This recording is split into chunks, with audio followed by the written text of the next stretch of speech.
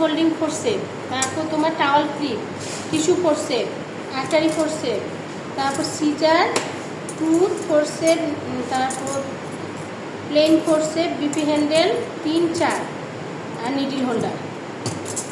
এটা হচ্ছে cutting set. হ্যাঁ, আর বাকি এগুলো তোমার সবটিতেই মোটামুটি লাগবে।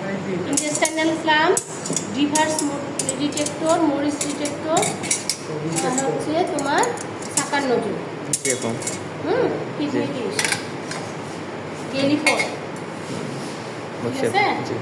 আর কাপড় চোপড় তো যে তোমার gown, draw sheet, abdominal sheet, আর রাবার শিট, আর গ্লোভস, পিস আর মগ।